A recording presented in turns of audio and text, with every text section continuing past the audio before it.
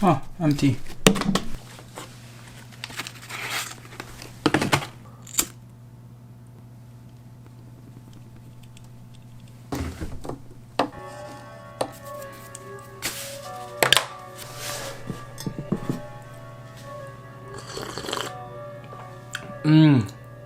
Okay, so I just fell in love with pour over coffee. It tastes so good. I'm saying that because I already took a sip before and I was like, whoa, okay, this is so good.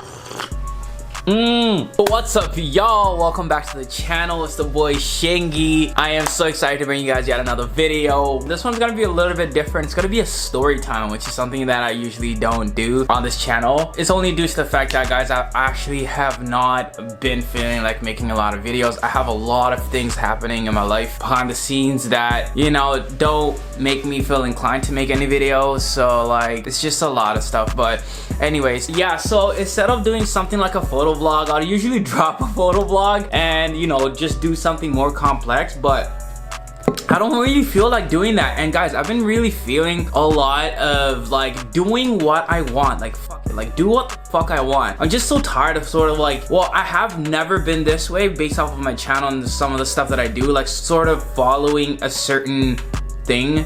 You know what I mean? I've always been different in terms of like, I always do like videos that people wouldn't do, or like do certain things the way that people wouldn't do, and share information that a lot of people wouldn't share. So lately I've just been feeling like, yo, I want to do everything I want to do. I want to add some crazy music, like not crazy, but like some hip hop in there, because I love hip hop. I love lo-fi as well, but you know, anyways, I just want to be more like more and more myself, and I feel like I've been able to sort of show you guys that, and show you guys the fact that like I'm a little bit crazy and all this stuff like that. I'm just so excited. But anyways, let's get straight to the video before I just go on a ramble. We're gonna do a story time since I'm just in a chill mood. I'm probably gonna do a lot of sit down videos, not a lot of photo vlogs, because I don't feel like shooting. Yeah, I'm really excited to share this story with you guys, because this is one of the most craziest, most annoying stories I've ever had to deal with, situations I've ever had to deal with. And yeah, so pretty much, as you guys know from one of the videos that I did, I'm gonna cue up here, I talked about owning a photo studio. Yes, for like a whole year I owned a photo studio. It was like literally a plain room. There was nothing in there, and I turned it into a photo studio, which is really dope.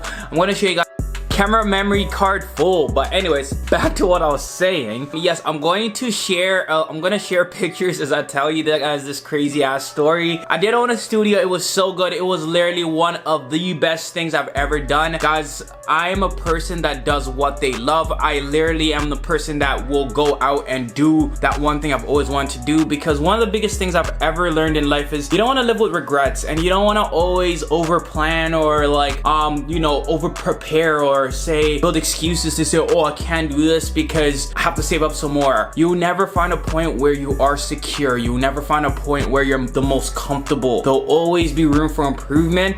Therefore, like, one of the most important things is time. Don't have a lot of time, okay? So you want to do what you want to do when you want to do it. So I actually got a studio for 1 year. I wanted to get it out of my system. I was curious. So a couple months into the studio, I was like, you know what? I'm gonna try renting it out to a couple people. This was my photo studio, so I wasn't planning on renting it out. I told the landlord I was not gonna rent it out at all. So I was like, you know what? I'm just gonna give it a shot and see how that goes, because next year when my lease is done, maybe I might bring it up to him to be like, yo man, I wanna do this full time. I did have a job at the time. I was thinking, yeah, maybe in the future I might wanna do it again, and you know, like actually make it a photo studio where I rent it out. So I gave it a couple shots. I put it on this open space. It was so cool. People were responding. I was getting some really cool, dope people. People were asking me about the equipment, which is the most annoying thing. But it was dope. It was dope. Surprisingly enough, a lot of people wanted to use it for just the space, because I did it really cheap. I wanted to give back to the culture and give back to the community. So I offered it for a really cheap price. I think I was the cheapest in Toronto, and I offered ridiculous prices. So like, I was getting a lot of people hitting me up for it. So far so good for the first month or 2 months. It was all freaking good. I would have the odd like person that does something that is kind of breaching the agreement, and keep in mind, this was my first time renting. I didn't have no security deposit, nothing, okay? Absolutely nothing. It was the most ideal studio to ever rent, pretty much. So now we get into so here comes the part of the story. I got this really young guy that really wanted to rent the studio, and he owned a clothing brand, and he's like, I just want to come take a couple of photos all day long. It's going to be for 8 hours. Me as a clothing brand owner, I was like, yo, you know what? I want to support you. It's all good. Come through. Don't bring a lot of people. I did have a cap on how many people could be in the studio. He asked me to bring some more people, and I was like, okay, cool. You could bring this much people. I think it was about 5, 6, 7 people, and I was like, you know what? It's all good. I think the max was 10. No, the max was like 8 people, 7 people, because the space was not huge. So he comes over. He seems so cool. Such a cool dude. Really chill. They look like these modern kids, you know what I'm saying? Like these modern little Uzis and stuff. But anywho's, so I meet these guys, and I'm like, yo, these guys seem so chill. They seem so humble. They're cool, and they asked me if they could smoke weed in the spot. I was like, yo, nah, you can't. You could go outside and you can smoke. It's all good. They asked me little things that I was like, yeah, it's totally good. You guys could have, if you have alcohol, you could have like a little bit of drinks. Don't overdo it. And they're like, yeah, dope. I'm like, oh, so how many people are gonna come? They're like, oh, there's only like a couple more people that are gonna come, and all that stuff, right? So I'm like, you know what? These kids seem really dope. These guys seem really dope. They seem really cool, really chill. They're like so like, you know, they seem so driven. They brought some lights. I'm like, yo, this is gonna be a cool experience. I don't even need to have somebody come and watch over the studio. I'm like, I'm just gonna go to work and I'm just gonna check in. That's how I used to do it, because I'm a really trusting person, guys. I literally drive the Jeep with no doors and I leave my shit in there because I'm like crazy. I'm very trusting to people. I always give people the benefit of the doubt. So I was like, you know what? These kids are good. They're all chilling, like. So I go for work now. I have a really long shift. I go to work and I get a call because people had to buzz in. Nobody could actually go upstairs. Well, people could go upstairs and open the door, but people would usually have to buzz in. So I already was close to my phone, and I told them they could buzz in whoever is coming, and then I'll let them in. So I get one call, buzz in, like, yeah, we're here for the photo shoot. Boom, they're gone. They'll go inside. I'm like, okay, that's like one person. Second call, that's like 2 people. Boom, another call, like, okay, now we're at capacity.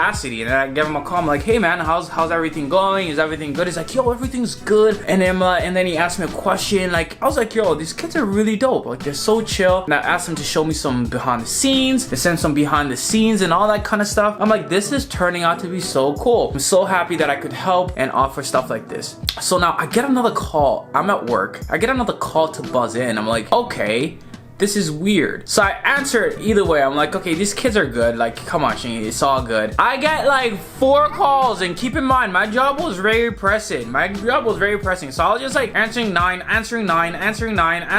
because I wasn't even thinking about it. And then all of a sudden, I kid you not, these kids are having a goddamn fucking party in my goddamn fucking studio. They're smoking marijuana in my fucking goddamn studio. They're smoking weed, they're drinking, and all that kind of stuff. One of the biggest rules of the studio is you have to leave the studio in its original state that you found it in. So I'm just thinking, yo, you know what? These kids are still good. I still give them the benefit of the doubt. I'm like, yo, they probably have some extra models. And little do you freaking know, like I said, these kids are drinking. They're doing some really bad things. So I'm like, okay, I'm gonna go check on the studio right after work. And I go to the studio and I walk inside, and all I could do is smell weed. Like, all I could smell is freaking weed throughout the whole hallway to the studio. And I'm like, oh my god, I'm so dead. My landlord is so gonna fucking kill me. That is not even it. I walk inside, things were moved. My hoverboard, I had a hoverboard in there. Things were like, some things were kind of broken. Like, oh my god, like, the weird thing is they put things in place, but they ripped the backdrop multiple times. They actually ate more than the backdrop that they were supposed to do. They were only supposed to use what it was rolled down. If they wanted more, they had to pay for it. They did not do that. I'm so naive sometimes. I'm just so naive.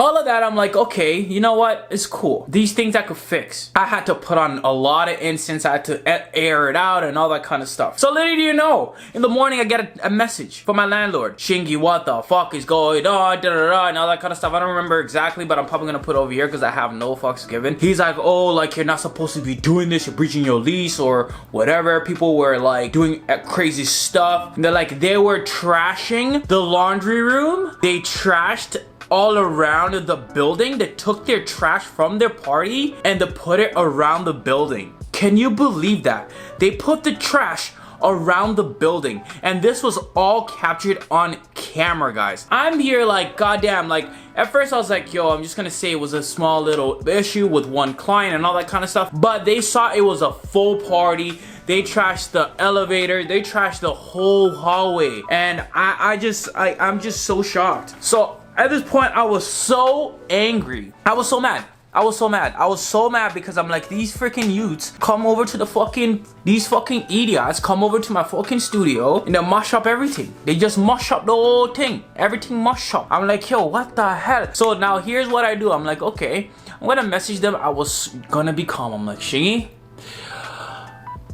be calm. Let them know what happened, that you have proof, and as well as they should pay for the backdrop and pay for all the labor that was done, because that's what I told my landlord, and for, you know, to just pay for the things that they used and for the extra services that they did not request for, which was not a lot of money. I think it was like $150 and it was like $150 or something like that. It wasn't like a crazy amount.